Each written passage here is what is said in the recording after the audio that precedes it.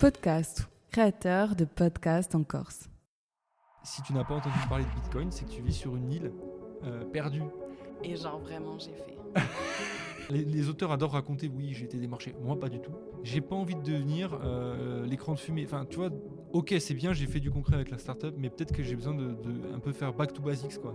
C'est quoi une entreprise qui marche, acheter, vendre Entreprendre seul ou avec des associés. Lever des fonds. Manager. Gérer une forte croissance. Comment entreprendre en Corse et qui sont celles et ceux qui entreprennent? Je suis Audrey Royer, bienvenue dans Capsule, l'émission qui parle d'entrepreneuriat en Corse. Disponible sur YouTube et sur les plateformes de podcast. Non, mais est-ce que tu veux bien te présenter pour pour commencer? Et financé par Moi, la du coup, c'est M3E Aurélien et Onibus. BPI France. Je suis le CEO de Tangiblox. Donc, on crée un jeu mobile basé sur les données réelles des prix du marché crypto. Ok. Voilà, c'est aussi simple que ça. Donc c'est un jeu gratuit qui a pour but notamment de permettre aux gens déjà de s'amuser et de de s'éduquer sur ce marché un peu nébuleux et complexe, on va dire. C'est vrai, c'est vrai. Quand on n'est pas dans la crypto, je pense qu'on comprend pas. Ouais, il y a ça. Il y a aussi quand on commence à s'intéresser, on se rend compte qu'en fait c'est très très profond comme sujet et que ça demande du temps. Et surtout que très très vite on peut être noyé d'informations et Ouais. en fait nous c'est ce qu'on essaye un peu de canaliser par le jeu, en fait c'est aussi simple que ça. Ok. Mais il y a une plus-value, on y reviendra à ton entreprise, mais par le jeu, est-ce que c'est l'apprentissage? Est-ce que c'est la gestion des crypto-monnaies? En fait il y a plusieurs choses. En fait aujourd'hui dans le jeu on peut faire le fonctionnement en fait est le suivant. Tous les jours, un joueur, quand il se connecte, il réclame en fait de l'argent, du faux argent, mais qui est indexé sur le vrai cours du dollar. Ok. Et en fait, cet argent-là qu'il réclame, il va le jouer dans différents jeux. Pour le moment, il n'y a que 2 jeux.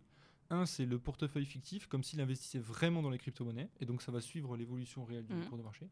Et l'autre, c'est des paris. Par exemple, est-ce que d'après toi, Bitcoin, dans les 2 prochaines heures, va monter ou descendre?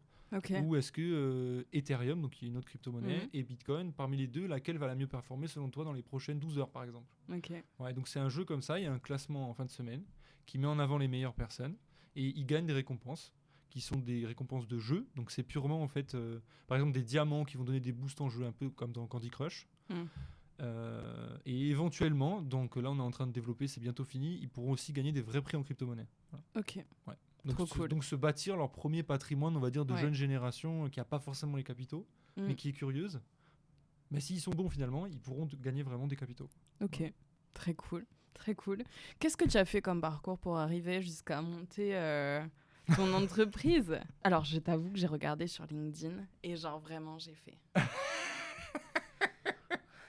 Tellement que je me suis dit, mais par où je vais commencer? Quelles questions je vais lui poser? Parce que vraiment, j'ai envie de te poser 1 milliard de questions sur tout ton parcours déjà. Non, bah après, moi, je suis né à Bastia, j'ai grandi à Bastia, donc bon, parcours classique, etc. Je suis parti ensuite, j'ai fait une classe prépa sur Nice, à Masséna. Donc c'était une classe prépa ECS, en fait. Bon, historiquement, c'est les classes prépa HEC. Malheureusement, j'ai pas eu HEC. Donc c'est ma petite déception de mon parcours académique, très grosse, ceci dit, mais je l'ai un peu réduite avec le temps, on va dire. Donc après, j'ai intégré une école de commerce.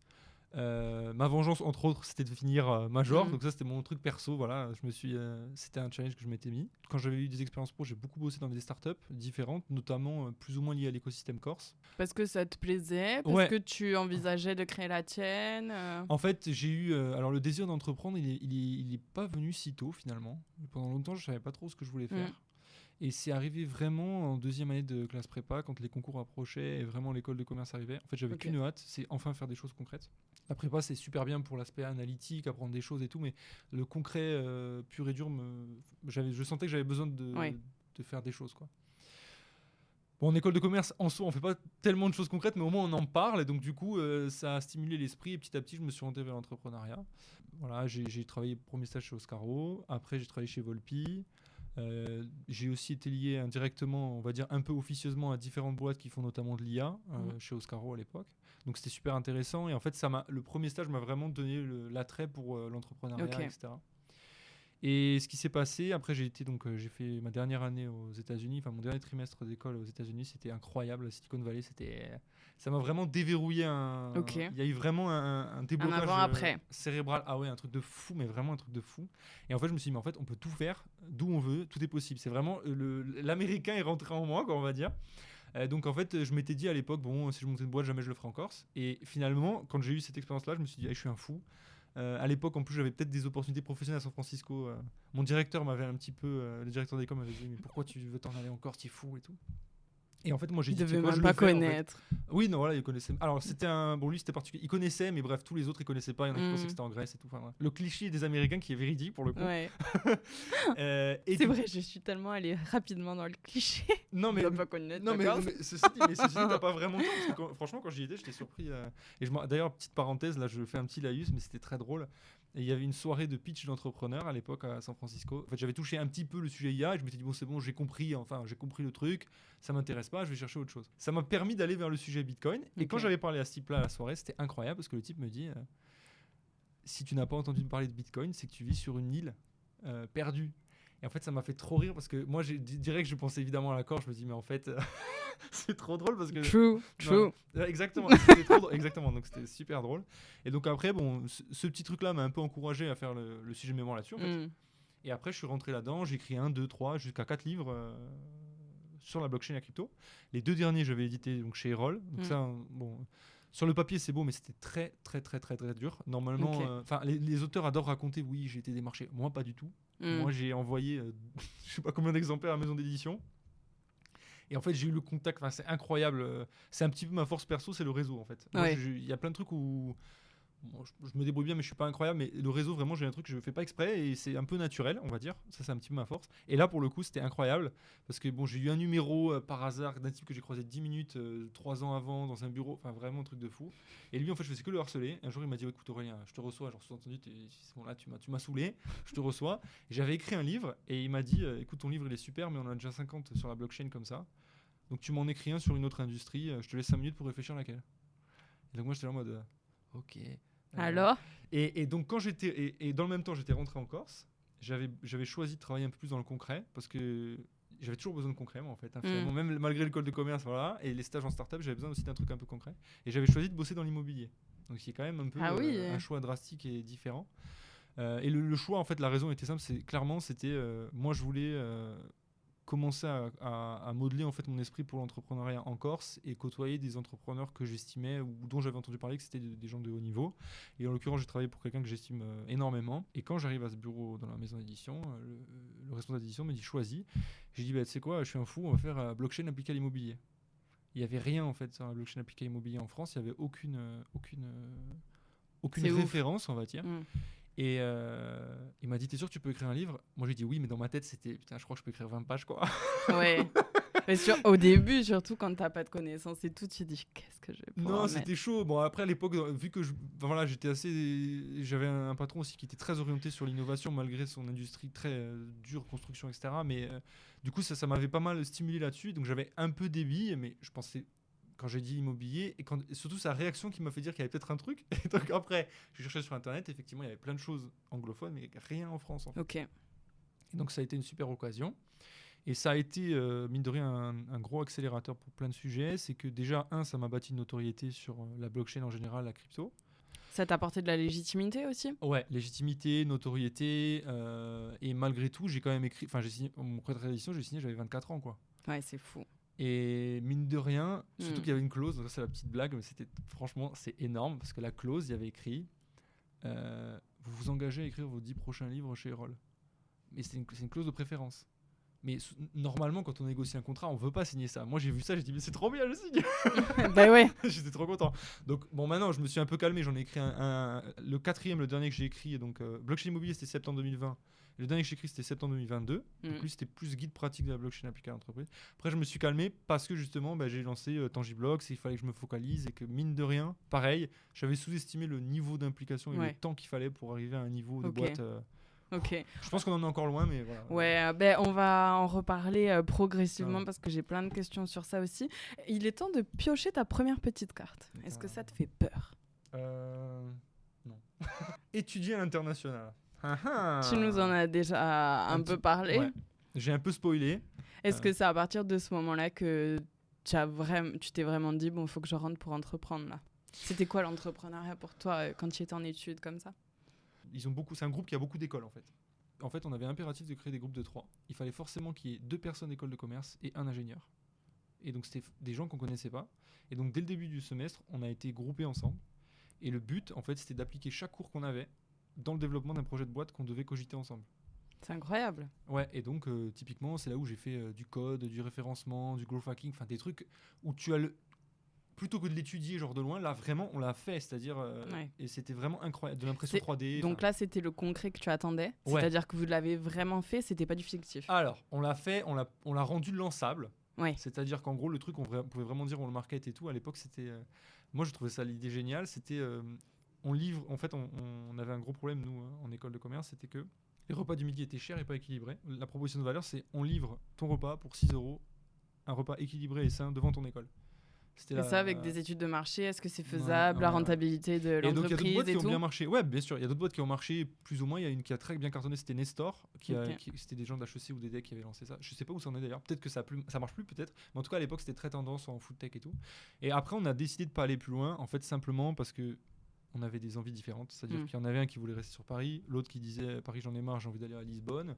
Et moi en fait j'ai dit j'avais envie de rentrer en Corse. Et puis même en termes d'association ça matchait pas. C'est-à-dire qu'il y a un moment où on a bien travaillé ensemble, mais je me projetais pas avec ces gens. Parce qu'en fait, la notion de valeur, de comment est-ce qu'on perçoit les choses, mine de rien, bon, les gens rigolent beaucoup quand on est corse, mais quand on étudie ailleurs, mais mine de rien, dans l'état d'esprit, moi, plein de fois, je me suis surpris à dire, on n'est pas pareil en Corse, explique-nous concrètement, et j'avais du mal à expliquer, à poser des mots là-dessus, mais pourtant dans l'état d'esprit, dans ce qui se faisait, des choses qui n'étaient pas, enfin, ça matchait pas en fait. En valeur, je voyais que c'était pas les personnes avec qui je pouvais monter une boîte en fait. C'était pas eux. En fait. Mais pour autant, ça a été vraiment un déblocage de fou parce que on a pitché chez Google, enfin des trucs. Ah ouais. Des trucs, tu te dis, jamais tu fais ça quoi. Mais c'était trop bien. Mais après, c'était un cadre étudiant tout ça, mais c'était quand même c'était super bien quoi. Voilà. Comment tu imaginais l'entrepreneuriat ? Je suis passé par une grosse phase de désillusion quand j'étais justement aux États-Unis. C'est qu'à la fois j'ai eu ce déblocage intellectuel de dire on peut tout faire et l'autre j'avais purée mais on parle de toutes ces boîtes qui font des millions mais je sais très bien qu'il y en a 9 sur 10 qui crachent, pourquoi on n'en parle jamais, c'est fou. Toutes ces boîtes qui ratent et donc j'avais un peu ce truc là de j'ai pas envie de devenir l'écran de fumée, enfin tu vois, et donc j'avais ce truc là de ok c'est bien j'ai fait du concret avec la startup mais peut-être que j'ai besoin de un peu faire back to basics quoi, c'est quoi une entreprise qui marche, acheter, vendre, j'ai essayé plein de trucs. J'avais pitché la fameuse que tout le monde a eu, l'idée que tout le monde a eu, c'est genre tu ouvres ton frigo, dis-moi quelle grosse idée je peux faire avec ce qui me reste dans le frigo. Ouais, c'est vrai. Un truc pour rejoindre des amis pour faire du sport. Moi en fait je suis un basketteur, j'ai joué des années au basket et en fait à chaque fois c'était compliqué pour dire bon les gars vous êtes au terrain, non je suis pas au terrain, donc j'avais dit je vais créer une app et tout, j'avais créé et j'ai plein incroyable. De trucs, et j'ai vraiment il y a plein d'idées mais je suis jamais allé au niveau de l'idée aussi poussée qu'à San Francisco. Et à un moment donné, il y a eu le déclic. Je pense que c'est une conjugaison de différents éléments. Mais quand j'ai signé chez Erol le blockchain immobilier, je suis arrivé dans une phase dans mon travail en salariat où c'était dur. J'ai énormément appris, mais c'était dur. Et j'avais un gros questionnement sur est-ce que c'est pas le moment maintenant de monter ma boîte. Okay. Et donc j'avais commencé par monter en fait c'est mon auto-entreprise que j'ai marketé comme une boîte de conseil, mais c'était mon auto-entreprise qui était manager l'innovation et j'ai fait ça pendant 3 ans. Okay. C'est ça qui m'a amené en fait, parce que j'avais développé des méthodes d'innovation dans cette boîte de construction. On avait fait ce qu'on appelle du lean construction, du lean management. En fait, c'est les méthodes lean startup appliquées à la construction. Okay. Moi, j'avais lu l'ouvrage de Berkeley. Enfin, je m'étais éclaté. Il y avait des trucs. Là, c'était vraiment top. Et ça, je suis en train de le lire, ne me spoil pas. Ah ouais? Ouais. Ah, trop bien. Ben voilà. Ben du coup, c'était passionnant et j'ai déployé ça et je me suis dit mais en fait ça c'est une boîte en fait, aider les PME à innover c'est une boîte et donc c'est comme ça que j'ai fait ça. J'aimerais juste qu'on revienne à l'un de tes premiers stages qui était chez Volpi, qui était l'une des startups un peu emblématiques de Corse. Il y en avait quelques-unes à ce moment-là où vraiment on se disait waouh mais la startup c'est incroyable, ils arrivent à faire ça en Corse et tout. Qu'est-ce que ça t'a appris cette expérience? Incroyable déjà humainement. Bon Marc c'est quelqu'un que j'aime énormément et enfin voilà, aujourd'hui il est associé aussi dans la boîte que j'ai montée. Enfin c'est vraiment, j'ai vraiment découvert l'esprit startup là. J'avais déjà un peu baigné avant avec Oscaro, mais là c'était vraiment early stage, c'est les débuts. Bah oui, je me souviens moi d'Andrea que quand pareil lui a fait des stages et des alternances dans des startups parce qu'il voulait vraiment comprendre et il me disait en fait même le stagiaire il a un rôle hyper important alors que c'est un stagiaire ou un alternant mais on mise vraiment et tout ce qu'on donne à l'alternant ou au stagiaire c'est hyper important pour la boîte. Donc ouais, voilà, super expérience. Pour moi, c'est une boîte qui a été incroyable. Après, voilà, l'aventure startup, la règle aussi, c'est qu'un jour ça finit quand ça ne fonctionne pas autant qu'on aimerait. Mais ça, c'est la difficulté du truc. Il faut le savoir. Moi, typiquement, ça, c'est un truc qui est important aussi. Et ça, c'est plus en général des choses que je dis. C'est quand on entreprend, c'est important de savoir à l'avance que ça sera dur, parce que ça le sera en fait. Ça n'existe pas, les entrepreneurs pour lesquels c'est facile, ça n'existe pas. Même si on adore nous vendre le truc, le type c'est un génie. Non, le type c'était pas un génie. Le type, ça fait 15 ans qu'il a galéré à trouver la bonne idée, le bon produit, le truc. Tout le monde galère. Donc ça, c'est vraiment un truc. Et en ce moment, je suis beaucoup dans cet état d'esprit-là, parce que nous, on passe là en ce moment, c'est assez dur, très franchement. Maintenant, on commence un peu à solutionner des choses, des événements qui nous arrivent, mais c'est important d'avoir cette conscience que c'est dur et d'y aller quand même, quoi. En fait, c'est ça qu'en fait qui va déterminer vraiment si on veut entreprendre aussi. Je sais que c'est dur, mais j'y vais. Ouais. Voilà, c'est ce truc. Ça me fait rire ce que tu dis, parce que on a eu à peu près une discussion similaire ce matin, Okay. ce matin même, Okay. où il y a quelque chose qui nous est pratiquement amené sur un plateau d'argent. D'accord. Et où je suis là et je me dis, mais à quelle heure c'est si simple? Et il y a tout le monde qui me dit, mais c'est normal, ça fait 3 ans que tu travailles sur ça. Bah oui. C'est normal qu'au bout d'un moment, tu récoltes les fruits. Mais j'ai tellement, en fait, pris le mécanisme que je vais galérer pour tout ce que je vais faire, que dès que c'est facile, je me dis, il y a un problème. C'est ça. Non? Ça, c'est la mécanique de l'angoisse, c'est ça. Non, mais Oui. je connais. Il y a un problème et tout le monde me dit, mais profite. Non, mais je profite, je te jure, mais bizarre. C'est bizarre. Mais en fait, voilà, il y a des moments quand on prend les coups durs, faut être à la fois flexible et en même temps être assez costaud pour encaisser. Par contre, quand il y a les bons moments, faut profiter. Ouais. Ça aussi, c'est un truc dur dans l'entrepreneuriat en général, c'est qu'on a très souvent tendance à oublier de célébrer. Ouais. Et ça, je pense que c'est un gros problème de l'entrepreneuriat en général, quoi. Corse égale terrain propice pour les startups. Qu'est-ce qu'on pense? J'aime bien cette question. En fait, avant d'aller sur le sujet Corse, je pense que sur l'entrepreneuriat en général, c'est important d'entreprendre où on se sent bien. Et c'est vrai pour des Corses, c'est aussi vrai pour des non-Corses. Mais ce que je veux dire par là, c'est que moi, typiquement, j'ai la conviction qu'on ne peut pas réussir à monter une boîte qui va fonctionner, en laquelle on croit, si on ne la crée pas depuis un endroit où on se sent bien. C'est aussi simple que ça. Et donc pour moi, typiquement, vu que je me sens bien en Corse, je vais te dire évidemment que c'est un terrain propice pour monter des startups. Par exemple, tu ne te serais pas vu entreprendre à Paris? Ben non, en fait, et c'est pas faute parfois d'y avoir pensé, c'est-à-dire de se dire purée, j'aurais pu lever plus vite des capitaux sur Paris. Et je sais, j'y ai pensé plein de fois, hein, ça m'arrive de mon parcours. Est-ce que j'ai fait le bon choix de ça? Mais en fait, ça c'est des réflexions très court-termistes. C'est un peu le FOMO, c'est Fear of Missing Out. J'ai peur de rater. Peut-être que j'ai. C'est vrai. Hein. Mais en fait, il y aurait d'autres choses qui n'auraient pas fonctionné. Moi, en fait, une de mes variables qui était importante, c'était moi, je voulais fonder ma famille en Corse parce que j'ai grandi en Corse et c'était très important pour moi de me dire, ok, le soir, je rentre, j'ai ma femme, mon enfant, peut-être plusieurs, mais pour l'instant, j'en ai un déjà, c'est bien. Il dort pas beaucoup, donc voilà. C'est bien. Et donc, j'avais besoin de ça, en fait. C'est mon équilibre. Et donc, pour répondre à ce sujet-là, je pense qu'en fait, oui, évidemment, c'est un terrain propice. Dans le sens que moi j'aime beaucoup les gens qui disent encore s'il n'y a rien, et justement parce que ça veut dire qu'il y a tout à faire. C'est très idiot cette réflexion, mais en fait elle est réelle, mais ça implique aussi qu'il faut éduquer.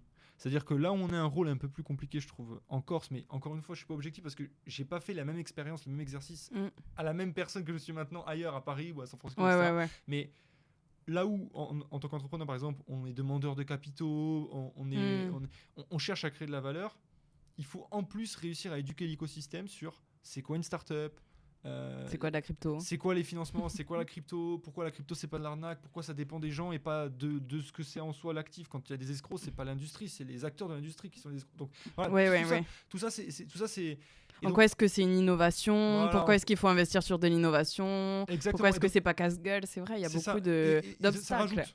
Ça rajoute là où c'est complexe encore, c'est ça, c'est que on se rajoute une couche de complexité dans, en fait, le rapport engagement du travail versus moi typiquement j'ai ma réflexion parce que nous on a une entreprise qui est marché de masse et donc mécaniquement c'est une entreprise qui a besoin de beaucoup de capitaux pour atteindre un point d'équilibre. C'est les modèles, bon je caricature, j'ai pas la prétention d'arriver à ce modèle de boîte, mais c'est les modèles qui parlent à tout le monde, c'est les modèles Amazon, Uber, etc. Il faut de la masse, à un moment donné il y a un point d'équilibre et puis d'un coup ça sort tout seul et en fait c'est le modèle dans lequel on est nous, parce que on l'a choisi, parce que deux, en fait c'est du marché de masse, c'est comme ça mécaniquement, la boîte qu'on fait nous elle est comme ça. Et donc le rapport énergie investie versus capitaux levés, nous ici, il est disproportionné. C'est-à-dire que c'est 1000 fois plus dur de lever beaucoup moins. Fin 2021, je me dis, bon, ce projet, je vais le lancer. Donc j'arrive en janvier et je me dis, ok, on va le structurer, machin. Donc je savais déjà faire un peu des maquettes, mais c'était sur Canva, c'était pas du Figma. Enfin, Ok. c'est vraiment un autre niveau, quoi. Canva, ça va, c'est bon. Et du coup, je me suis dit, c'est quoi, je vais faire une soirée pour que les gens investissent dans ma boîte, dans le projet. C'est incroyable. Je me suis dit, tu sais quoi, vas-y à fond, tu l'as fait à l'américaine, tu fais une soirée. Ah ouais. Ouais. Et donc à l'époque, j'étais au coworking La Chapelle, Ouais. à Bastia. J'avais un bureau et tout, et j'ai dit, tu sais quoi, je fais la soirée et tout.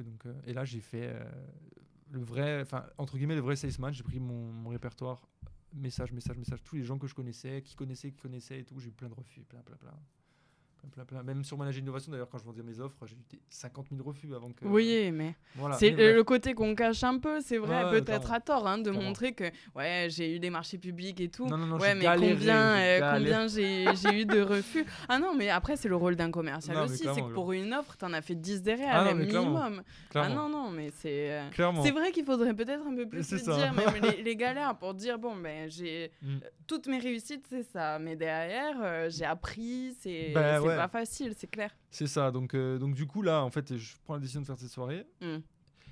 Et à l'époque, j'avais un développeur junior qui a travaillé avec moi, que je missionnais comme ça. Mais le pauvre, enfin, entre guillemets, j'étais pas là à temps plein, c'était compliqué. Et puis, enfin, il travaillait vraiment, il était seul dans son. Je pense que c'était dur pour lui. Rétrospectivement, je me dis, ok, j'aurais peut-être dû plus l'aider, etc. Ok. On avait un prototype, mais franchement, horrible.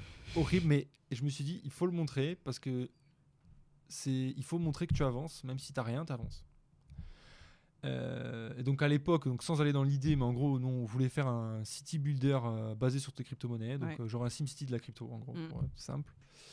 Et à l'époque, vraiment, j'ai fait la démo, mais j'ai la vidéo encore. On voyait des vieux cubes comme ça qui montaient, genre, et j'ai fait ça en démo. Je me dis, je suis un fou. Et je sors de la soirée d'investissement, donc j'avais payé 400 € à chaque fois. Je dis ces ratios pour vous donner le truc, c'est incroyable. J'ai payé 400 € de traiteur, j'ai eu 50 000 € d'investissement. Donc je sors de la soirée. Alors c'est pas dans le soir que j'encaisse, mais en gros j'ai 50K engagés. 3 semaines après, j'ai encaissé 50 000 € d'investissement. Par combien de personnes? 7 ou 8 7. C'est des tickets entre 5 énorme. et 10K. Un ticket entre 5 et 10K. Wow. Et donc j'encaisse. Et quand je fais tous les trucs, mais une fois que je me rends compte que j'ai encaissé, je me dis, mais Aurélien, t'as encore ta boîte de conseil? Comment tu vas faire pour développer ce projet Mais est-ce que tu te dis pas à ce moment-là, punaise, avec un truc un peu claqué, quoi, entre clairement. guillemets, j'arrive à à l'époque, le... pour moi, c'était pas claqué, mais oui. Ouais. Non, avec le recul, tu te le dis. Genre, c'était un truc claqué, j'ai levé 50K, mais what? Maintenant, qu'est-ce que je peux lever, quoi? Oui, bon, ça, j'y ai pensé aussi, évidemment.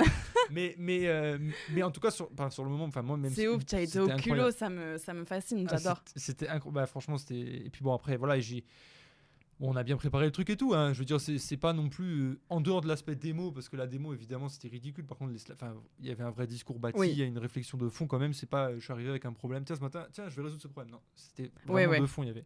C'est vraiment la partie démo qui était éclatée. Je suis peut-être allé un peu fort. Non, mais pas du tout. Mais vraiment, non, mais c'est juste pour préciser vraiment que le problème, en tout cas, a été cogité pas mal. Mais voilà, en tout cas, c'est juste que je voulais pas faire une présentation d'un projet. La fameuse présentation PowerPoint où en fait tu mets des slides et il n'y a rien derrière. Moi je voulais montrer qu'il y a quelque chose et qu'on travaille en fait. C'était important pour moi et je pense que ça a été apprécié du coup. Et en fait voilà, une fois que j'ai cet argent là, je me dis mais en fait... Tu as pris des risques de te dire là je vais faire une soirée, je vais engager de l'argent et autant juste j'ai fait une belle présentation quoi. Et... C'est le risque qui a payé. Oui, clairement. En plus j'avais invité... Non, franchement j'ai pris quand même des risques. Hein. Et en fait, ce qui s'est passé, c'est que quand j'ai eu ça, je me suis dit, mais en fait, il faut que j'arrête tout, en fait. Il faut que j'arrête le conseil et tout. Et je pensais que j'arriverais à arrêter plus vite. Ok. Et en fait, j'ai pas pu parce que j'avais des engagements de marché public. Eh oui. C'était compliqué, il fallait trouver comment faire. J'avais aussi des clients en privé. J'ai notamment un client en tête que j'aime beaucoup, qui a d'ailleurs investi dans la boîte. Ça m'a pris, entre le moment où je dis en mars, j'arrête ma boîte et je passe full-time sur le projet, il s'est passé 5 mois. J'ai pu passer full-time sur le projet qu'en août. Parce qu'en fait, il y a eu une inertie assez folle. Et bon, ça paraît rien, mais 5 mois dans le développement, Toi, ça a été long. Bah oui. En ressenti, ça a été long. C'est frustrant en fait, parce Ouais. que je dis il faut que j'avance sur ça, Ouais. j'ai encore un truc à faire. Et puis Ouais. là, du coup, j'avais vraiment le truc de dans ma tête, c'est fini, ma génération. Et oui. Donc, Du coup, tu as hâte. Voilà. Donc après, c'est comme ça que ça s'est fait. Et le projet, je suis vraiment passé opérationnel dessus en août.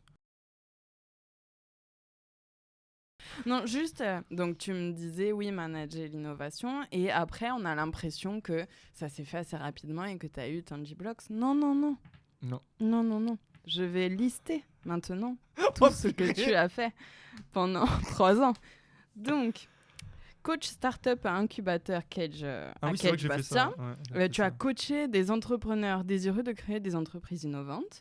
Donc, tu as sorti 2 livres dont tu nous as Ouais. parlé tout à l'heure, même 4. Tu as été chroniqueur expert pour Viastel. Ah oui, c'est vrai que j'avais fait ça. Ça, c'était Tu trop. as fait ça. Ça, c'était génial, ça. C'était trop bien. Ça, c'était super stressant, le direct et tout.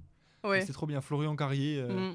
trop sympa. Colomba, enfin vraiment l'équipe, trop sympa. Ça, C'était super une fois par expérience. mois. C'était quelque Ouais, chose comme ça. J'ai fait ça une fois par mois, ouais, c'est ça. Une fois, Ok. ouais, c'est ça. Chronique crypto, innovation, startup aussi. Incroyable. Mm. Ensuite, tu as été, ça m'impressionne, professeur blockchain et deep tech à l'université Paris 1 Panthéon-Sorbonne, en master de entrepreneuriat et management et innovation sur la blockchain. Et alors, l'une des dernières cartes, mais ça, je voudrais qu'on en parle, donc si tu veux bien cocher, c'est pendant les 3 ans là, dont on parlait. Ouais, ok. Ah oui, la résidence accélération startup. Tu as été coach à la résidence d'accélération startup qu'organise la Corsican Tech et la M3E. Mm. Moi, j'ai l'impression que c'est une étape, mais c'est peut-être parce que je connais. Mais est-ce que pour toi, ça a été une étape? Est-ce que ça a été quelque chose d'important? Parce qu'après, tu y as même bénéficié. Outre d'avoir été coach, tu as En fait, bénéficié. c'est ça. Moi, c'est plus cette étape-là qui est intéressante. Ok. Alors, en fait, la résidence accélération startup, c'est vraiment dans le cadre où j'avais managé l'innovation. Mm. Donc, mais c'est arrivé, évidemment, ça a structuré quand même. En fait, moi, j'ai vraiment beaucoup accroché avec Jean, vraiment humainement, etc. Et ouais, ça s'est fait. C'était une super expérience et du coup, j'ai eu envie de renouveler très vite, etc. Et bon, la partie coaching, ouais, c'était top, c'était trop bien. Ça a été vraiment aussi, c'est ça aussi qui m'a aidé à orienter l'offre beaucoup plus sur les startups. Ensuite, justement, j'ai eu Céline, qui est maintenant Tangiblox. Quand certains m'ont dit, mais qu'est-ce que tu vas faire à la résidence accélération? Tu vas rien apprendre, tout, machin. Je dis, non, je suis sûr que je vais apprendre des trucs et tout. Oui, tu as été coach et là maintenant, tu es coaché, genre tu rétrogrades un peu. Ouais, en Ça a fait, été un peu ça beaucoup le voyaient comme ça. Mm. Alors que moi, mais pas du tout. En fait, j'étais plus dans une optique, mais en fait, je suis juste pas à la même place. Et en fait, c'est Ouais. bien parce que pour une fois, j'y vais, on va s'occuper de moi. C'est pas moi qui vais m'occuper des C'est autres. vrai. Et c'est vrai, mais tu sais, qu'en réfléchissant comme ça, je me suis dit, mais c'est trop cool parce que je suis arrivé et vraiment, on s'est concentré sur mon projet et c'était trop bien. J'ai adoré. Voilà. Mais en fait, c'était une étape logique, j'ai l'impression, parce que c'est exactement ce que tu as fait avec Manager Innovation. Tu t'es dit, maintenant, il faut que j'arrête de travailler pour les projets des autres, il faut que je travaille Exactement. pour le mien. Donc, en fait, j'ai fait la résidence d'accélération pour travailler sur d'autres projets, mais il faut que je la fasse pour travailler sur le mien. C'est exactement ça. T'as tout compris. C'est comme ça, en fait, que j'ai voulu y aller. Et puis, en plus, tu étais, dis-moi si je me trompe, mais convaincu, en fait, que les startups qui étaient accompagnées gagnaient 6 mois, gagnaient Ah des oui, ça, je suis années. sûr, par contre. Pivoter avec des œils d'experts qui avaient monté des startups. Enfin, on les connaît, hein, Mélanie, Jonathan, Ah oui, enfin plein Moi, je suis convaincu de la d'entrepreneurs. qualité de. Je suis convaincu de la qualité de. En fait, moi, j'y suis allé en plus en ayant vu derrière. C'est ça. Et en fait, moi, je sais, en y allant, je savais que en fait, c'était un truc hyper qualitatif. Qu'est-ce que tu dirais que tu as appris pendant cette résidence d'accélération où tu as participé, à laquelle tu as participé? Beaucoup de questions sur. Moi, j'avais beaucoup de compréhension sur le rôle des associés. Ok. Et sur le niveau d'implication attendu. En fait, moi, j'ai toujours. Spontanément, je travaille, quoi. En fait, je mets les mains dans le cambouis, etc. Et j'avais tendance à surestimer. Alors, il y a 2 trucs, en fait. Surestimer la capacité d'engagement de certains de tes de collaborateurs. mes collaborateurs. Et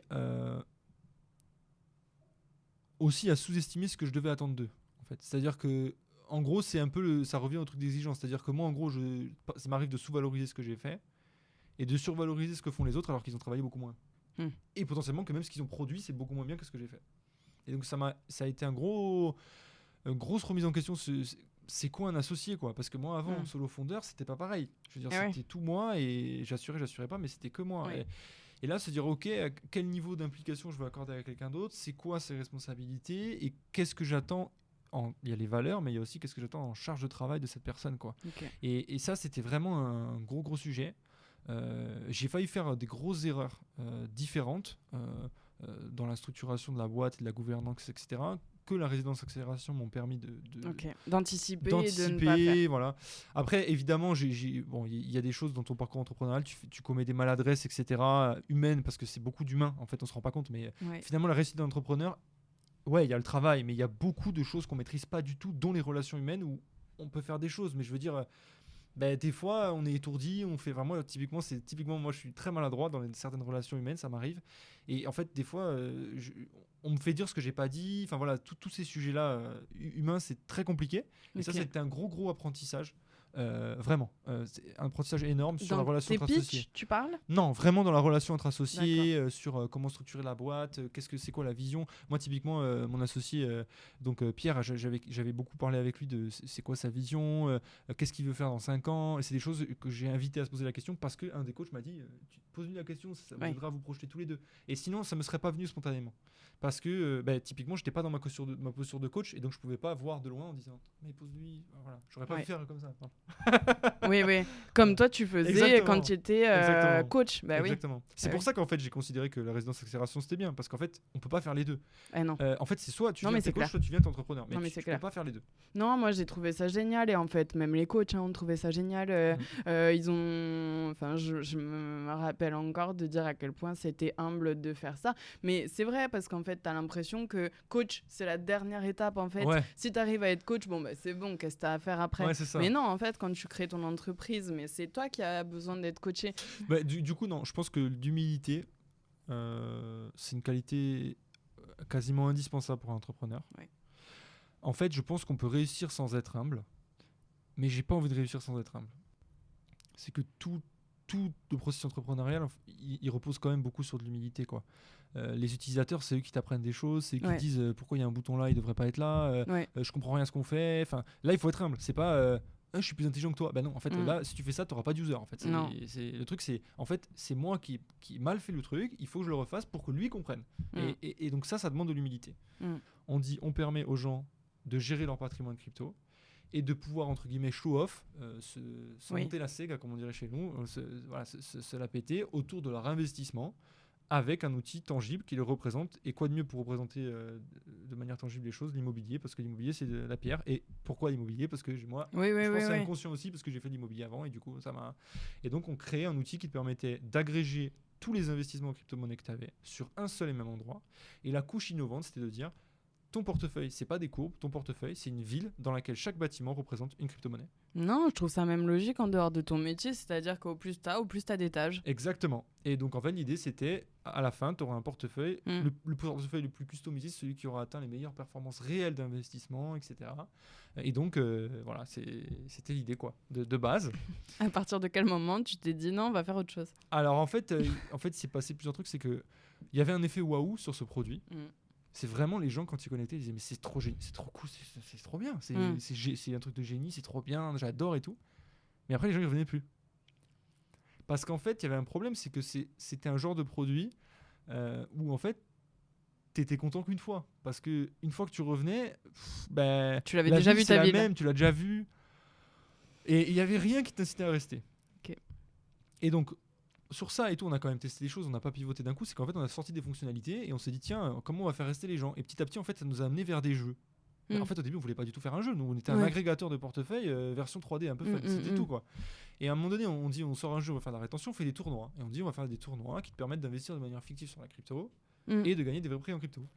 Et là ça marche super bien. Super bien à une échelle qui est de centaines d'utilisateurs, c'est pas non plus incroyable. Mais en tout cas on a vraiment des centaines d'utilisateurs qui reviennent tous les jours jouer à ces tournois. Oui, tu vois que ça, au final ça marche. Voilà, et pour gagner des prix, on se dit mais...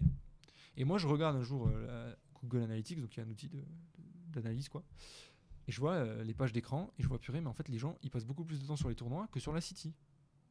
Mais attends, on s'emmerde à faire la City, c'est la 3D, ce truc qui coûte le plus cher. On n'a pas la compétence en interne, on va dépenser de l'argent en prestat externe pour faire la 3D. Pour au final que ça soit même pas la Les plus-value gens- de votre Les application. gens restent pas sur. C'est ça, exactement. On est allé très très loin dans le concept. On te disait qu'il te fallait tel bâtiment pour accéder à tel tournoi dans le jeu, mais au final, le mec affichait son bâtiment, il revenait plus dans la ville, il s'en foutait parce qu'il avait le pas. En fait, le système de passe, on le forçait à. Et en fait, on se rendait compte qu'on forçait les users à faire quelque chose qu'ils ne voulaient pas faire. Ouais, Euh, ok. donc ce point-là, conjugaison avec la 3D très complexe. Et en fait, c'est pas. En fait, si vraiment on va au bout de l'histoire, c'est pas réellement un pivot. En fait, ce qu'on a fait, c'est qu'on a pris une fonctionnalité et on en a fait un produit. Ouais, cool. Et ça, tu parles, on est sur 2 sujets à la fois. Tu parles depuis tout à l'heure aussi d'associés. C'est avec tes associés que tu as cette idée-là, ou est-ce que tu dois ensuite aller convaincre tes associés? Enfin, comment ça se passe, la relation? Vu qu'en plus, tu dis que tu as fait la résidence d'accélération pour apprendre mieux à comment est-ce que je m'associe, nanana, mais comment tu as fait pour t'associer? Avec qui ou pas, mais combien? Et quelles sont les relations que vous entretenez? Ouais. Alors en fait, je dirais, il y a eu un associé initial qui est un des mentors justement que j'ai mentionné au démarrage, qui m'a énormément aidé au démarrage, etc. Je pense qu'il m'a beaucoup aidé à prendre confiance en moi. Marc, voilà, qui est vraiment, qui est vraiment ouais, super avec moi. Surtout au début, il a été très opérationnel. Maintenant, c'est plus une personne que je vois aujourd'hui comme quelqu'un que je sollicite ponctuellement sur des sujets stratégiques plus profonds, parce qu'en fait, il a un avis très tranché très vite. Donc ça, c'est un des associés que j'ai. J'ai aussi Andrea que vous connaissez, qui est passé sur le podcast d'ailleurs, hein, si je ne me trompe pas. Oui. Voilà, c'est ça. L'année dernière. Non, tu me mets le stress. Ouais. Non, c'est bon, il y est passé. Et du coup, donc lui, il est beaucoup plus sur la partie opérationnelle, aussi par son parcours aussi, c'est... ce qu'il fait avec Trendex, c'est top. Donc, et puis moi, on a une affinité aussi, donc ça matche bien. Il a une sensibilité pas mal aussi sur la partie sales, où je trouve plutôt très bon. En fait, sur l'idée, en fait, souvent, c'est les pivots et tout, ils sont initiés par moi, en fait, clairement. Ok. Parce que moi, j'estime que c'est mon rôle d'avoir la vision, en fait. Et c'est mon rôle de dire aussi, ok, là, on va dans le mur, là, on n'y va pas. Ouais, ils te font confiance aussi pour te dire c'est toi qui, vu que tu es dans le dur, sauf si c'est une extrême mauvaise idée, mais si tu arrives à expliquer ton idée, ils te laissent un peu gérer. Ah oui, tout à fait. Et même les investisseurs. Là, les investisseurs, c'est un vrai sujet. Ouais. Parce qu'on est accompagné par un fonds d'investissement, notamment local, eux qui ont un degré d'exigence qui est quand même assez élevé. Mais ce qui est bien en fait, parce que ça nous challenge, etc. Et c'est pour nous préparer aussi à avoir potentiellement des autres fonds. Donc ils sont durs avec nous, mais je pense que c'est légitime. Tu parlais de galères un peu que vous avez eues. Est-ce que tu veux bien en parler de ça, des forces en interne que vous avez, des réussites, même des obstacles que vous avez dû surmonter, des facilités, au contraire, choses qui vous prennent plus de temps, ou c'est un peu galère? Alors c'est une très bonne question. J'ai énormément évolué ma position sur les derniers mois. Okay. C'est-à-dire que pendant longtemps, j'avais la conviction que bâtir une équipe en full remote, c'était faisable et c'était bien. Et je ne suis pas revenu sur cet avis-là, mais je pense que je l'ai un peu idéalisé. Pas tellement sur l'aspect... En fait, le problème du remote, c'est qu'on perd quand même la notion de... on se boit un café. C'est très bête, tu vois. Et donc, on est beaucoup sur la production, la productivité. Et du coup, le lien émotionnel est moins fort. Il y a moins d'engagement. Ça ne veut pas dire moins d'engagement, je travaille moins. Ça veut juste dire... T'es pas attaché à la marque. On n'est pas lié. Voilà, on n'est pas... Il n'y a pas de... Voilà, pour créer une culture, c'est très compliqué de boîte quand on fait ça. Moi, l'Autrichien, voilà, typiquement l'Autrichien que j'ai en tête, enfin, vraiment, le type était... mais moi, je le trouvais brillant, quoi. Vraiment très, très fort, super. On s'entendait très bien et tout. Mais en fait, je sentais bien que il y avait trop de barrières. Il y avait la barrière de la langue, mais bon, moi je parle plutôt bien anglais, donc ça matchait, il n'y avait pas de sujet. Mais il y avait quand même si c'est en Europe, mais il y a quand même un peu une barrière culturelle. Physiquement, jamais je suis allé le voir boire un café. Et donc, mine de rien, ce truc assez qui peut sembler anodin, au fil des mois et années, en fait, ça devient un truc où c'est quoi le sens pour lui, c'est quoi le sens pour moi. Donc ça, c'est un sujet. Et franchement, voilà, ça c'est vraiment donc ça, il y a ce point-là. Il y a des gens que j'ai fait travailler en distanciel, des devs incroyables sur un jour. 3 jours après, je lui demande une feature qui n'a rien à voir, 1000 fois plus simple, elle sort pas. En fait, le type, il n'a pas bossé pour nous, il nous faisait croire qu'il bossait pour nous, il bossait pas pour nous. Il missionnait quelqu'un en dessous pour faire. Ah oui, j'ai des histoires, j'en ai plein.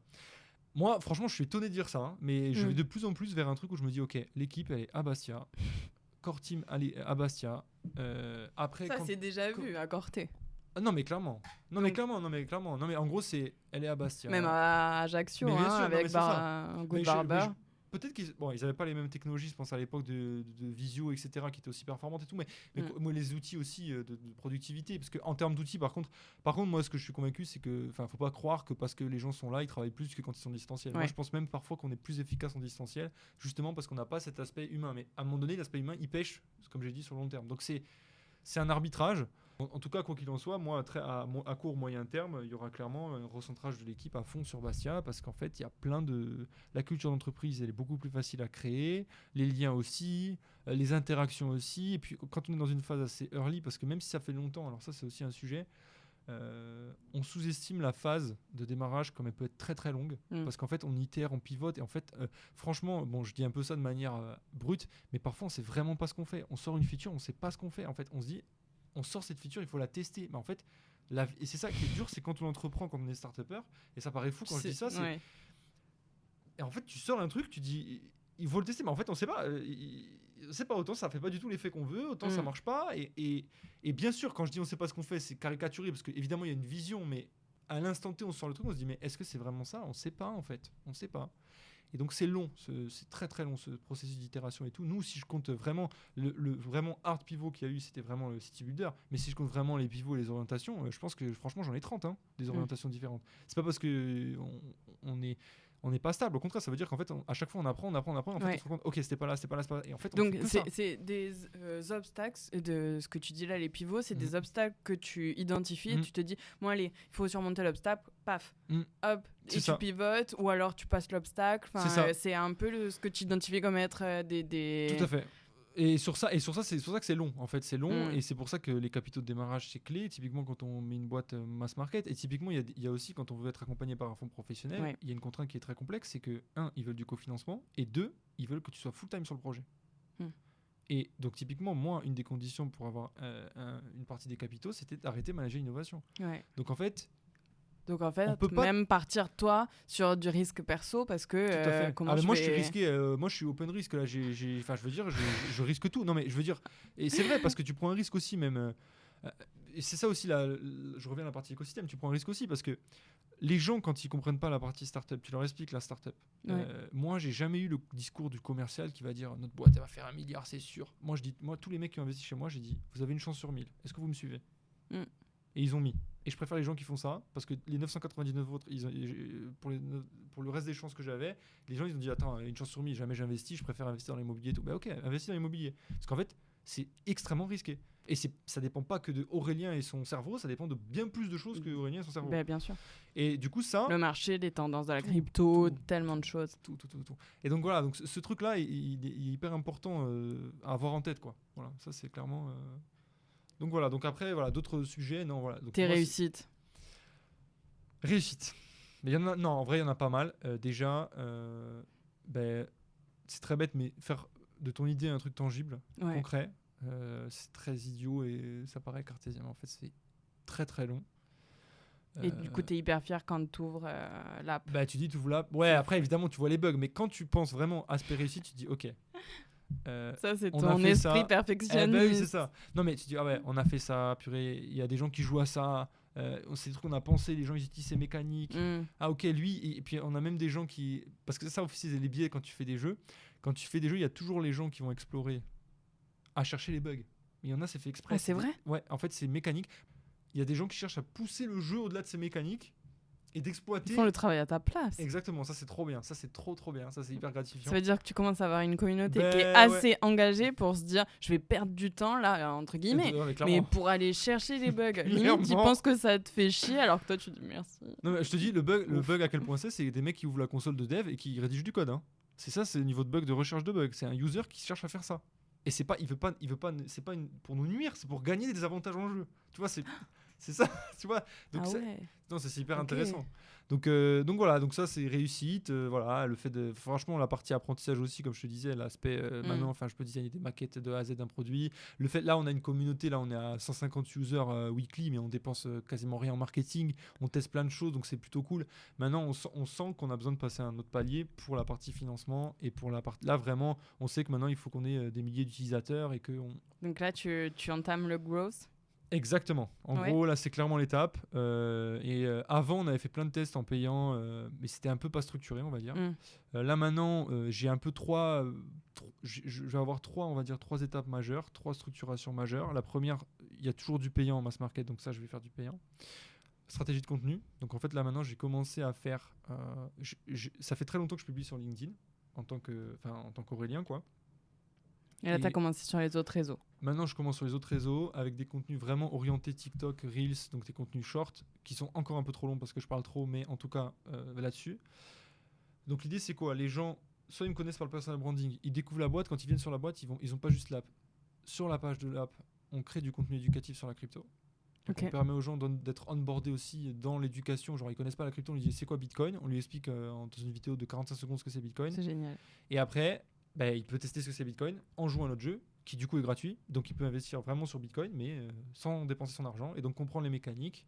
Il peut aussi en apprendre plus. Et donc voilà, l'idée c'est ça, stratégie acquisition payante, stratégie de contenu basée sur deux canaux, l'éducation crypto avec la boîte et l'entrepreneuriat avec Aurélien.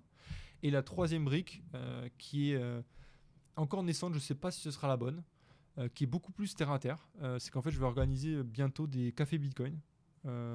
Génial. Et je vais faire ça genre sur Bastia pour l'instant et puis on verra si ça prend ou pas.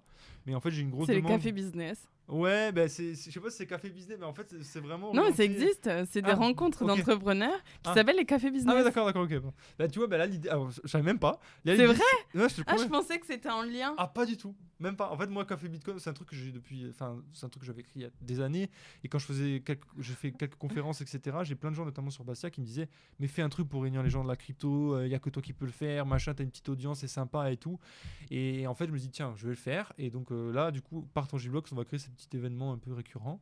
Et on verra. Je vais tester. Honnêtement, je sais pas ce que ça donnera. Mais je sais qu'il y a des passionnés de crypto, même en Corse. Et je me dis qu'autant ça peut être le début d'un truc intéressant parce que, et là du coup pareil, par analogie et par apprentissage justement, des boîtes comme Etsy ou des boîtes comme, plus connues, Tupperware, ils ont tous commencé en faisant des choses comme ça, des choses très très basiques, bateau en fait, c'est genre on se fait une réunion, on parle d'un truc qui nous passionne quoi. Et donc moi je vais faire ça, et puis on verra si ça prend ou pas. Mais voilà, la stratégie c'est celle-là. Et donc là le but c'est d'avoir des super métriques parce on va aller aussi entre autres au Slush en Finlande, au salon de l'investissement là. Donc j'aimerais bien qu'on ait des belles métriques pour y être quoi. Ça, on a jusqu'à fin novembre donc ça devrait aller mais bon voilà en gros c'est ça l'idée quoi. Je me fais rire. C'est bien, hein, c'est un bon indicateur pour moi de me faire rire, mais je me suis dit, tu as d'autres envies. Je te lis textuel ce que j'ai marqué, hein, j'avais de la fièvre, je pense. Tu as d'autres envies pour l'avenir, marcher sur la Lune. Oui, je me suis dit, qu'est-ce qu'il peut faire d'autre ? Marcher sur la Lune. Et j'ai marqué, marcher sur la Lune. Alors en fait, il y a plusieurs trucs. Honnêtement, je suis pas encore. Je pense que je suis pas dans un niveau. Pour moi, la boîte, elle est pas encore dans un niveau de maturité où je peux me projeter sur quelque chose d'autre. Donc vraiment, aujourd'hui, la concentration optimale des prochaines années, c'est la boîte, parce que vraiment, j'y crois. Je crois aux problèmes qu'on adresse. Je pense qu'il y a un vrai sujet sur l'éducation, sur les gens qui veulent investir, qui n'ont pas les capitaux, sur les jeunes qui veulent découvrir ça, qui sont convaincus que c'est une révolution financière. À tort ou à raison, mais en tout cas, il y a vraiment cet entrain mondial là-dessus. Par contre, après, il y a plein de trucs. En fait, moi, je me suis toujours dit que si la boîte fonctionnait, j'en lancerais d'autres, en fait. Ouais. Tu deviendrais toi-même investisseur. Ça, c'est toujours un peu le désir absolu de l'entrepreneur. Mais clairement, oui. Start-upper. Ouais, clairement. Oui, clairement. Moi, je pense que ça me plairait. Après, souvent, c'est très rare qu'un bon entrepreneur soit aussi un bon investisseur. Ça, j'ai aussi appris le truc. Mais pourquoi pas ? Au contraire, moi, ce serait le top. Et puis bon, je pense qu'il y a même des choses à faire. Je pense qu'il y a un truc, un jour, je sais pas quand, je sais pas comment, etc. Mais clairement, je pense que créer un fonds d'investissement, ce serait incroyable. Mais ça, c'est peut-être pas un truc que je ferais maintenant et je suis pas sûr. Je pense, je suis pas prêt. Et j'ai pas encore le bagou. Enfin, si tu veux, j'ai pas. Enfin, Bon, la conviction que j'ai, c'est il faut que cette boîte marche. Une fois que cette boîte marche, entre guillemets, je me sentirai légitime à faire tout ce que je veux en fait. Et je peux déjà faire tout ce que je veux en l'occurrence, parce que déjà, honnêtement, faire cette boîte, c'est le truc à la fois le plus difficile qui me soit arrivé, mais en même temps, le truc le plus génial que je peux faire. C'est vraiment les deux extrêmes, quoi. Ouais. Mais c'est trop bien, quoi. Donc franchement, voilà un peu. Donc peut-être pas marcher sur la lune. mais voilà, non. Non, mais je pense vraiment que l'une des forces des entrepreneurs ou des entrepreneuses, c'est de même si on sait qu'on n'a pas les compétences, de quand même y aller et de se dire je verrai. Et de toute façon, quel que soit l'obstacle qu'il peut y avoir sur ma route, je trouverai une façon d'arriver. Et si c'est pas cet objectif-là, ça en sera un autre. Et de toute façon, j'y arriverai. Et je pense vraiment que c'est l'une des forces de ne pas avoir peur. Est-ce que tu peux tirer une nouvelle carte, s'il te plaît? Vie pro perso. Vie pro ça, perso. Capital risque, on en parle. Alors, c'est chaud. C'est chaud. En fait, non, c'est chaud dans le sens que moi, en fait, je suis papa depuis un peu plus d'1 an. Et le changement de rythme a eu lieu quand même un petit peu avant, parce que du coup, ma femme était enceinte et tout, et il fallait un peu que je fasse quand même quelque chose à la maison aussi. Non, et c'est difficile. Vraiment quotidiennement. En fait, moi, typiquement, en fait, ça dépend beaucoup des parents et des enfants. Mais moi, j'ai un enfant qui dort peu. Il dort pas, en fait. Clairement, il a quasiment 1 an, il dort pas. Et en fait, il a faim. Enfin, c'est un truc de fou. Non, mais vraiment, j'en parle avec l'émotion. Ah non, mais vraiment. Mais après, honnêtement, ça c'est rien. Je veux dire, il est en bonne santé. Enfin, c'est le principal et tout. Il est beau, mais parce que je le trouve beau, c'est mon fils, donc forcément, je le trouve magnifique. Enfin voilà.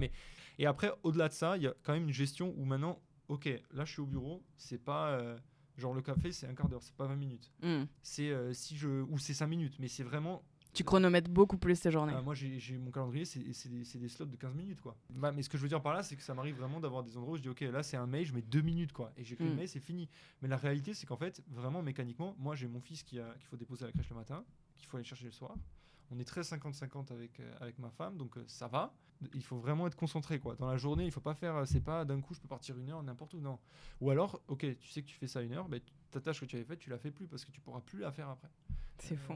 D'accord. Parce qu'après, quand tu es chez toi, et c'est pas du tout pour. Enfin, moi je veux pas du tout démoraliser les gens qui veulent les enfants ni rien du tout, mais c'est qu'en fait, quand tu es chez toi, c'est normal, tu t'occupes de ton fils en fait. Et lui, il a besoin d'attention. Le truc numéro 1 de l'enfant. T'en as envie aussi de profiter de ton fils. Évidemment. Il y a aussi ça, c'est que moi, quand je me suis dit je veux être papa, je me suis pas dit. Je vais être papa pour faire un enfant. Ouais, je suis papa, j'en ai rien à foutre. Enfin, vraiment, moi, mon truc principal, c'est il est bien, il se sent bien, je bâtis un lien avec lui, il est heureux, je suis heureux. Et c'est vraiment mon truc. Voilà. Et j'ai jamais vu l'option comme bon, c'est pour faire plaisir à ma femme, c'est bon. Non, pas du tout. Moi, typiquement, j'ai eu à un moment donné l'arrogance de penser que je pouvais faire manager l'innovation et la boîte. Et en fait, quand tu fais vraiment la boîte, tu te dis, mais en fait, c'est pas possible. Je peux pas gérer 2 boîtes tout seul, ça n'existe pas, quoi. Il y a personne qui fait ça. Ou ceux qui font ça, ils ont atteint un tel niveau qui peuvent déléguer, mais c'est pas la même phase de vie dans laquelle ils sont et dans laquelle moi je suis quoi. Donc clairement très dur. Non, et puis d'avoir ta manager l'innovation, d'avoir un J-block, d'avoir une vie de couple, d'avoir ensuite une vie de papa, d'avoir du temps perso. Bon, le temps perso, toi tu l'as ouais, voilà, le temps perso le temps perso, toi tu l'as un peu sgedgé, j'ai l'impression que c'est ton temps de famille quoi maintenant. Mais je comprends tout à fait. À tort, je travaille dessus, j'essaie d'un peu plus m'occuper de moi. Ça c'est un de mes objectifs récents. OK. Récent, et aussi un truc, c'est que c'est fatigant une journée d'entrepreneur, fatigant, et des fois en fait à 15h on est cuit. Moi ça m'arrive à 15h d'être complètement cuit, je suis rincé, j'ai fait 50 000 trucs, je suis mort. Et je me suis surpris moi, alors que c'est ma boîte, me dire non, je reste. La fois je restais 2 heures, je faisais rien, j'avais l'impression de faire un truc, mais en fait j'aurais pu rentrer à 15h, vraiment me reposer quoi. Pour être vraiment frais le lendemain. Voilà, ou vraiment m'occuper de moi. Mais c'est dur d'arriver à se dire ça parce que t'as l'impression de manquer du temps. Déjà, et puis surtout quand moi avec les collaborateurs, voilà, quand ils sont au bureau, tu dis bon, le chef d'entreprise il se barre à 15h, ça fait pas en fait eux ça fait pas sérieux, mais ils vivent pas ma vie en fait. C'est pas leur même, enfin ça n'a rien à voir, mais ça j'ai mis du temps à comprendre. Et je pense que j'ai encore du travail à faire quoi. Là tu l'as compris mais tu l'as pas encore fait. Voilà, exactement.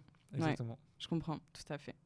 Écoute, on arrive à la dernière carte. OK, the last one. Tintin. Y Combinator. Ah, c'est marrant que t'aies mis ça, tiens. Okay. Est-ce que c'est pas un des chemins qui t'aiderait aussi à... Si tu savais, Audrey, si tu savais. Raconte-nous déjà qu'est-ce que c'est et puis l'expérience que tu as vécue. J'ai lu ton post avec grande attention. Alors attention, hein, moi déjà je ne suis pas allé au Y Combinator. Non. C'est un de mes rêves d'y aller, d'accord. Alors le Y Combinator en gros c'est le plus gros accélérateur de start-up au monde. C'est un objectif absolu d'y aller. Bah, en fait déjà j'ai déjà vécu la folie San Francisco quand j'étais en école de commerce, mais je me doute que là-bas ça doit être incroyable. Après, avoir se cacher, c'est très très dur. Très très dur. Je crois qu'il y a 8000 candidatures par an. Il n'y en a que 200 qui sont prises. Donc c'est hyper dur. Trendex, ils ont fait partie vraiment de l'élite, comme Mojo. Enfin, c'est vraiment l'élite, c'est le très très haut du panier, quoi. Donc nous, on essaye d'y aller à chaque fois. On a été refusé. Je crois que j'ai candidaté. Là, j'ai fait la 7e candidature. Là. On a été refusé tout le temps. On est tout le temps refusé. Tout le temps. Mais je lâche pas. Je lâche pas. Ils vont craquer un jour. Ils vont craquer. Comme celui des rôles. Non, mais exactement. En fait, alors exactement. Mais tu sais quoi, en fait, ça a toujours été mon état d'esprit et je pense que ça me fera jamais de mal en fait de faire ça, parce qu'en fait c'est un exercice de fou ne serait-ce que ça te remet en question si tu te dis bon comment je peux faire pour m'améliorer et tout, c'est sans cesse un processus d'amélioration. Bon toi tu n'as pas besoin parce que du coup tu essaies à chaque fois d'avoir d'être perfectionniste, donc tu essaies à chaque fois, mais bon. Mais c'est très franchement c'est très très dur.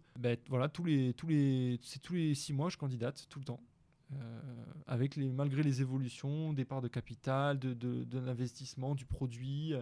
On refait une démo produit. Et la candidature, elle n'est pas très longue. Hein. Ce qui est très dur, c'est que c'est un cadre très très fermé. C'est-à-dire qu'en fait, tu dois avoir 10 questions-réponses, ou peut-être 15, mais tu as un pitch de 1 minute, sans montage, où c'est que les cofondateurs qui parlent. Qu'est-ce que vous faites ? Qui vous êtes ? Qu'est-ce que vous faites ? Pourquoi vous voulez aller à Y Combinator ?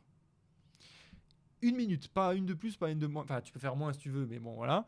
Et c'est sans montage. En fait, c'est trop drôle parce qu'ils te disent ne montez pas la vidéo, c'est pas un concours vidéo. Enfin, vraiment, ils te clashent dans les FAQ. C'est trop drôle.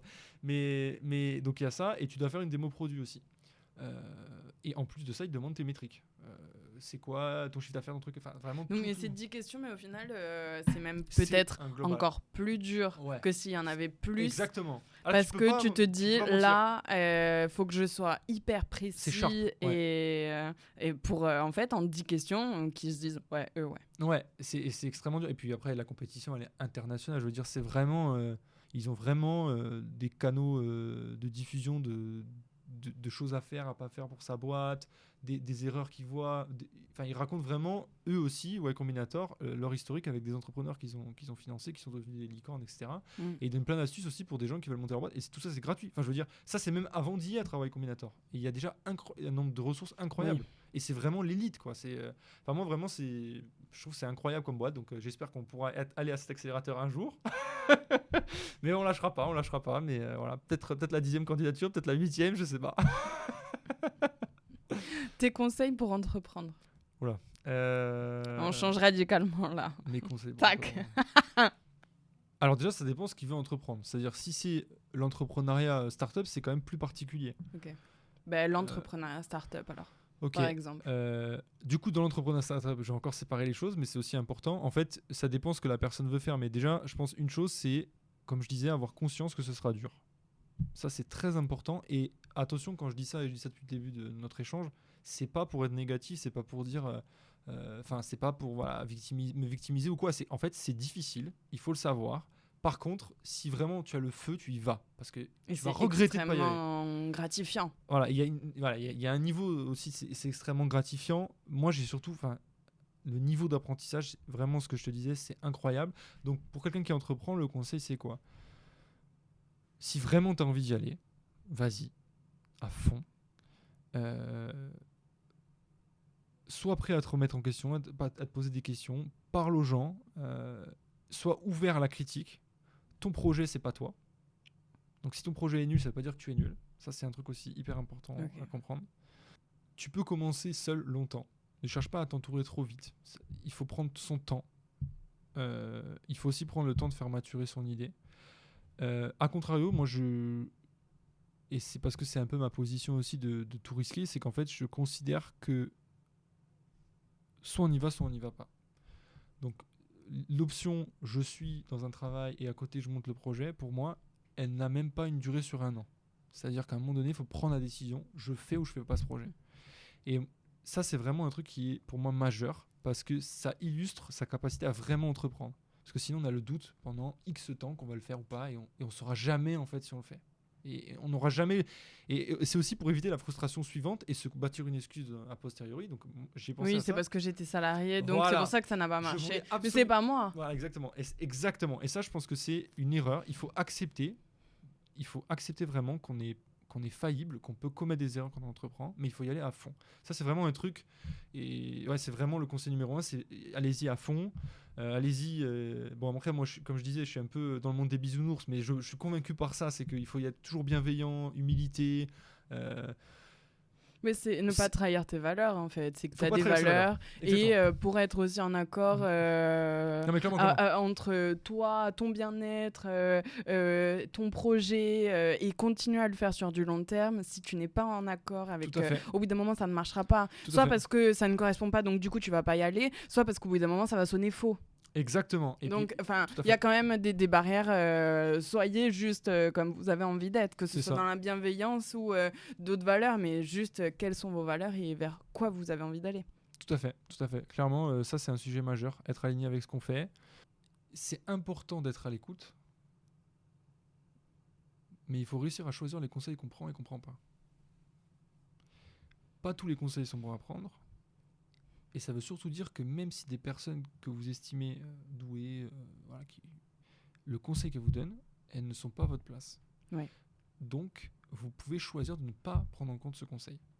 Et ça, c'est super important parce que, notamment quand on est au début, au tout démarrage, on se dit, il faut faire ci, on veut cocher les cases. Moi, j'ai voulu cocher les cases.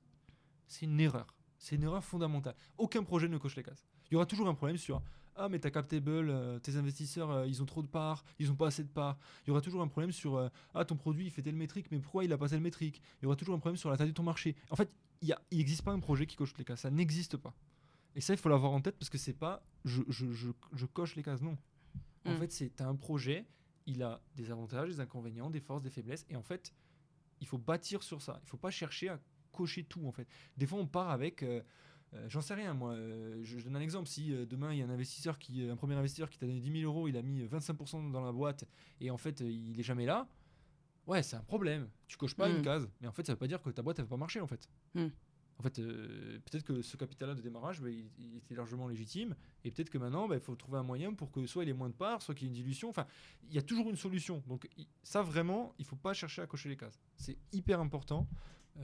Voilà, ce sera le dernier conseil. Voilà. Ok, très bien. Et un mot de la fin, qu'est-ce que ça serait? Est-ce que tu as apprécié? Oui, c'était très bien. Merci Audrey pour ce bon moment. Non, franchement, merci super. à toi d'être venu. Très très bien. Je pense que les entrepreneurs en général ont besoin de parler aussi de leur quotidien et de ce qu'ils ont vécu et de leur rappeler aussi leur réussite. Donc merci pour ça. Avec plaisir. Et non, du coup, le mot de la fin, non, mais en fait, ça revient à ce que j'ai dit tout à l'heure. C'est en fait, si vous voulez entreprendre, vous y allez à fond. Il faut vraiment y aller. Si vraiment c'est quelque chose qui vous, voilà, si vous n'êtes pas poussé par les autres, c'est vraiment si c'est quelque chose en interne en vous.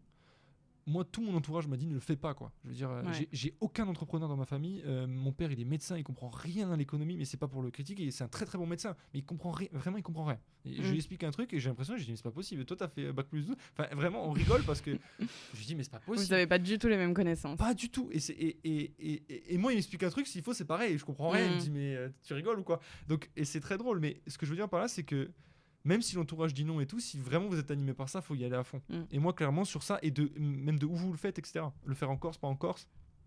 Pareil, mon père, il m'a dit pourquoi tu fais ça en Corse? Qu'est-ce que t'as fait? T'aurais jamais dû rentrer et tout. Je dis mais en fait, moi, je suis très content d'être rentré. Et en fait, aujourd'hui, je suis complètement aligné avec ce choix. Je suis rentré, j'ai fait cette décision.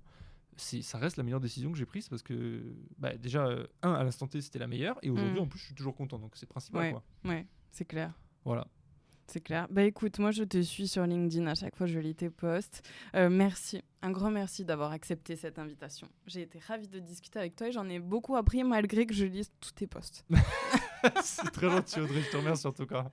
Et au prochain événement et au prochain post LinkedIn où on parlera comme ça par commentaire. Avec plaisir.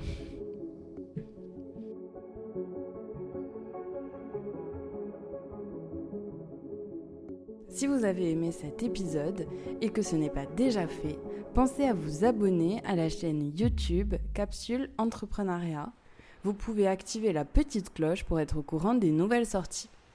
Et puis si vous nous écoutez sur Spotify, Apple Podcasts ou Deezer, pensez également à vous abonner et à nous mettre 5 étoiles. Tous les liens sont dans la description. Retrouvez-nous sur nos réseaux sociaux, Capsule Entrepreneuriat, sur Instagram, LinkedIn et bientôt TikTok. Vous aurez un avant-goût de l'épisode de la semaine, des bons plans et aussi des invitations aux événements que l'on organise.